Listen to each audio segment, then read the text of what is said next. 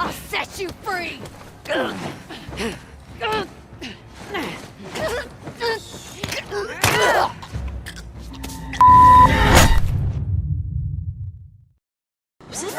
this woman? Look, you can make all the memes, jokes, and be as derisive about The Last of Us 2 all you want. However, there are still so many wonderful aspects about this game that what perceived flaws there are can be easily overshadowed by the greatness found around every corner and cutscene, and what undoubtedly validated some of the awards it received.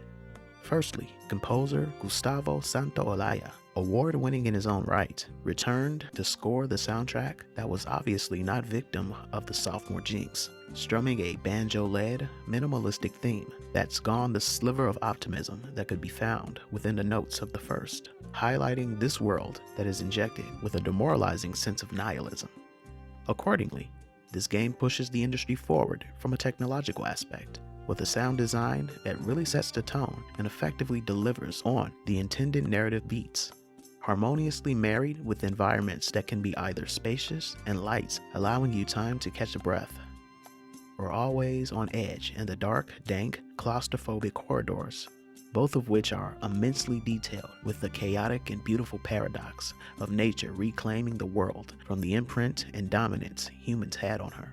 Speaking of which, the character models have also improved animations that are smooth and true to life, partnered with photorealistic faces so convincingly expressioned, we're but mere steps away from falling off the cliff into the uncanny valley. Which is why, despite viewing content on this platform from video essays offering a spoiler-free clinical examination, unabashed commentaries raging against every aspect of it, the infamous leaks, the game movies, long plays, and various montages that include, for perhaps cathartic reasons, this. I'm glad I didn't allow any of it to color my perceptions on this game when I was finally able to get it very recently. For the deep discount, mind you.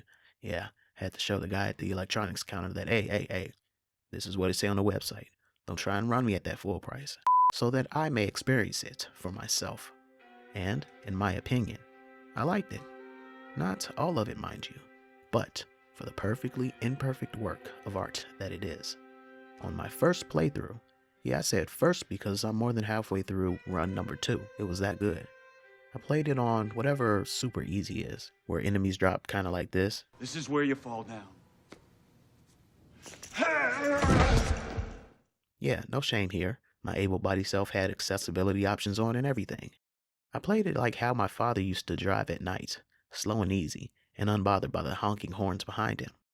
Anyway, my first playthrough on basically interactive mode was done with purpose. Not only so I could figure out the strats based on the AI enemy movements and find out my exit locations before I tried the one-time crushing permadeath attempt. Go, go, go, go, go, go, go, go, go, go, go. Yes! No! What? Well, maybe not. But because I wanted to absorb this game. And absorb I did. Whether it was after I had just cleared a space of conflict, a puzzle-solving area, or merely traversing a segueing part, I found myself spending a long time in these set pieces, far beyond what the exploration for scrap, pills, or other collectibles required. Longer than my AI allies' prescripted patience wore thin, just to appreciate all that went into making this game, which was a lot. I then imagined the sleepless nights a programmer may have experienced just to get the collision detection to work with the environmental models. The many takes an actor endured to either get the movement correct or perfect yet another variation of the death gurgle.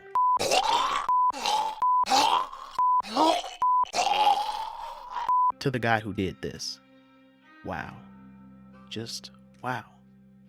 This game was a masterpiece. That said, it isn't without its faults, and I'm not just referring to the much maligned story. I'm also talking about the cracks in the game design, most notably in their egregious recycling of NPC assets. It was actually her that had me noticing how many of the same faces were in the crowd. Side note, shout out to this person for creating this comprehensive compilation, so I know I'm not crazy.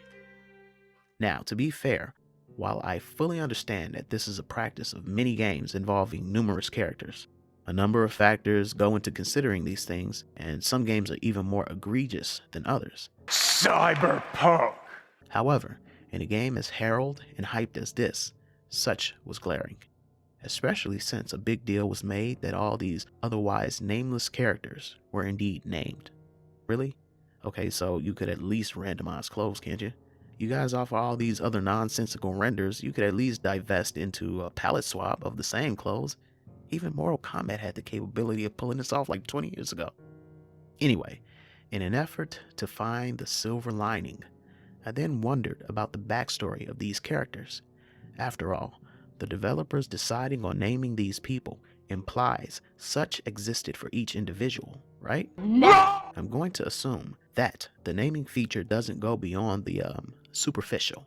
Because as big as this game already is, and as complex and nuanced as the main characters are, how fleshed out even some of the B and C characters are, even the ones who are only developed through pictures and letters found throughout the world, it would be impossible to also include a narrative for each Jackson resident, WLF soldier, Rattler, and Infected. Yeah, I'm including them because Infected afterlives matter. Thus, aside from what information may be held in the rabbit hole of the fanfiction, I'll use my imagination. That settled, it was now a matter of what person I should focus on.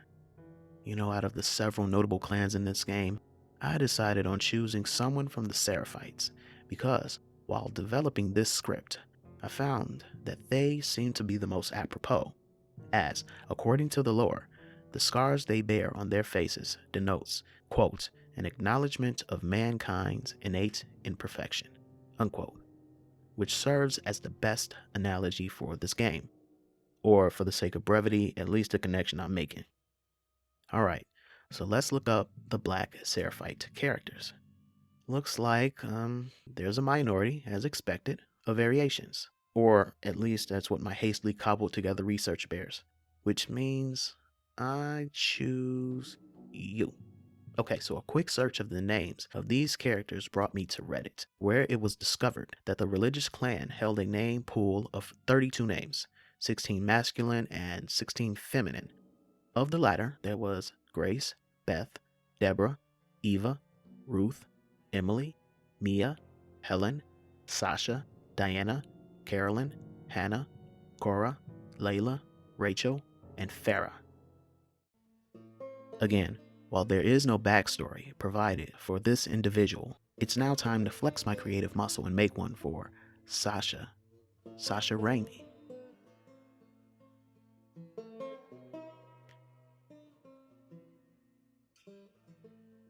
Born on the 1st of January in 2000, that's right, at the stroke of midnight during the middle of another kind of disaster, which obviously turned out not to be the case.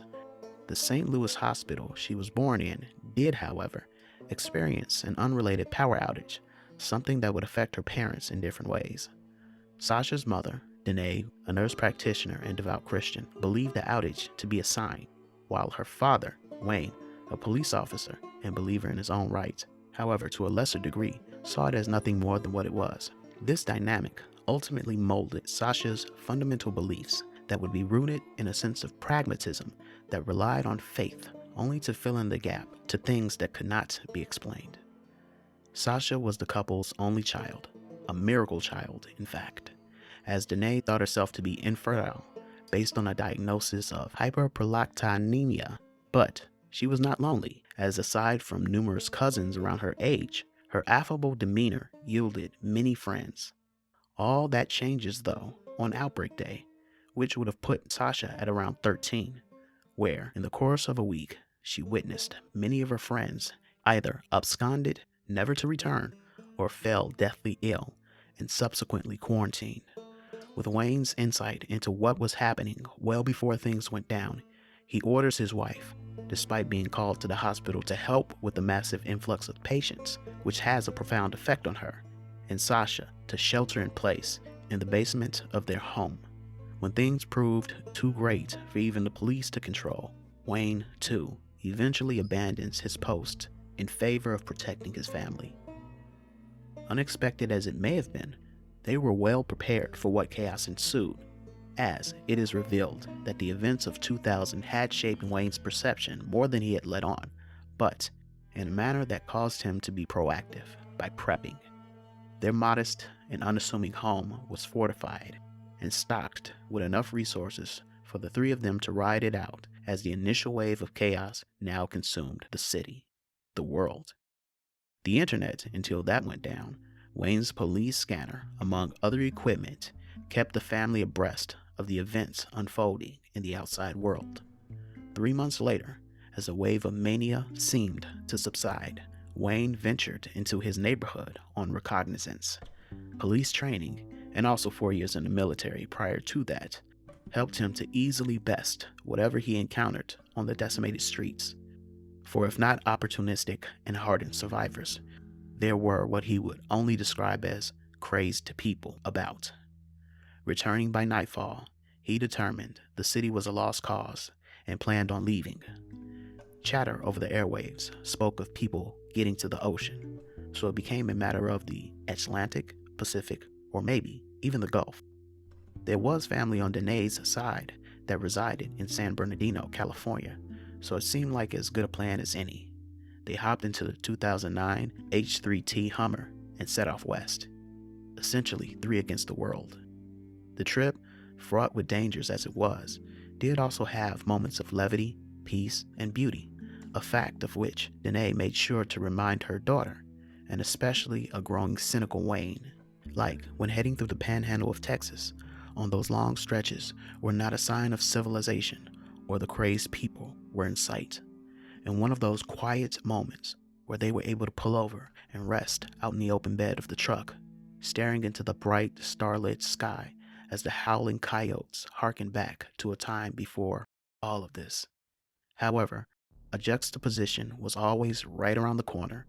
One such incident occurred in Amarillo, where they were forced to go in search for resources. They landed at a gas station that, despite being looted, still showed promise. Wayne scouted the place.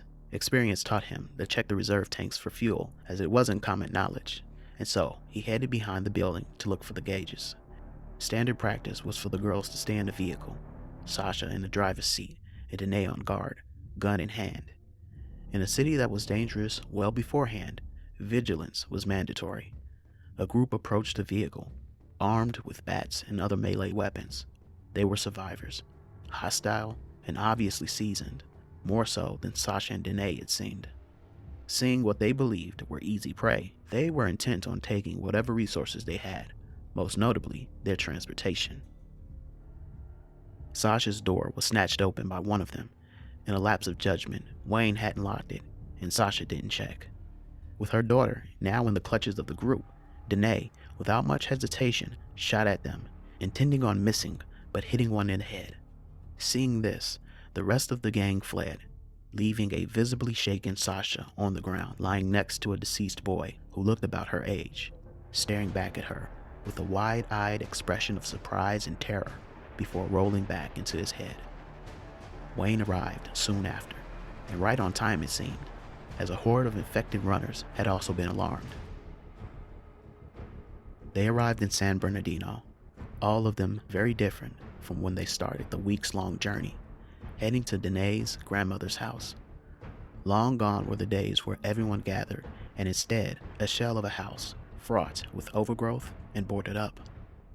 If Sasha could even recall the once or twice she visited as a toddler, surely it didn't look like this, she thought. Wayne pushed the front door open to discover that it was otherwise abandoned. To be sure, he cleared the house before deciding this is where they'd hold up for a night or two just to get our bearings. To their surprise, much of Sasha's maternal family indeed succumbed to the virus, save for a few who, according to evidence, had traveled north.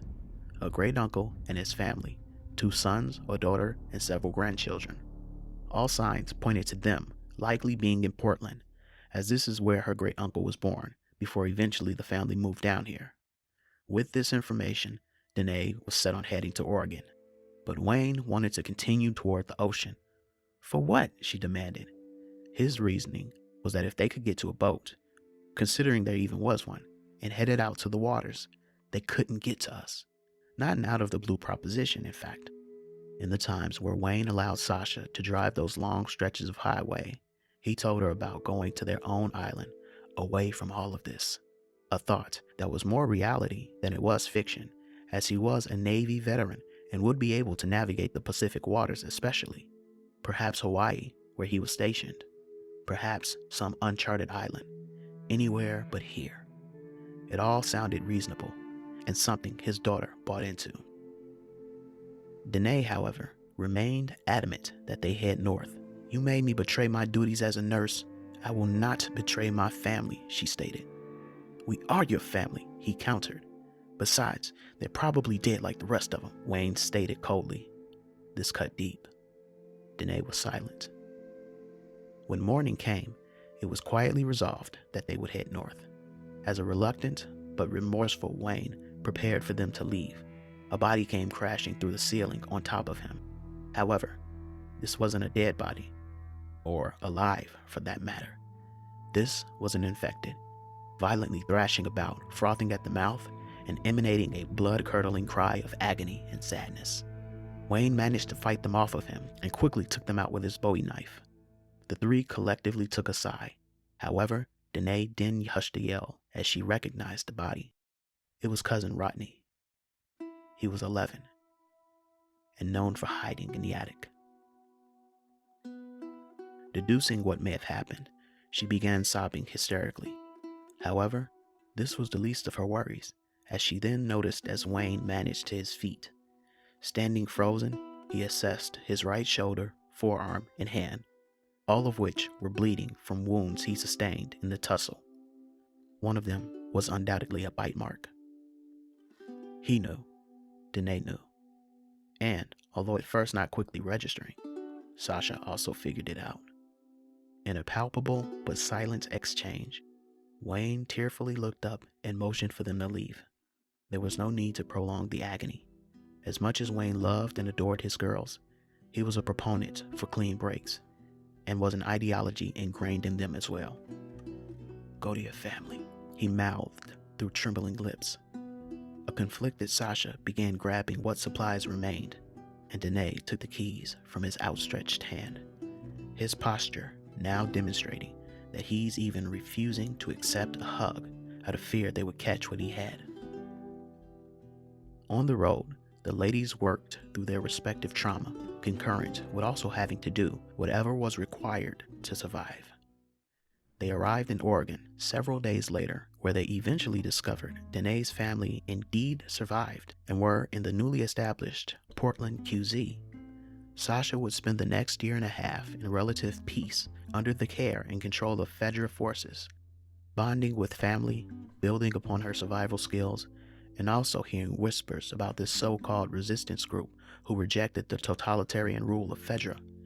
Then, in quick succession, Sasha suffered a series of tragedies.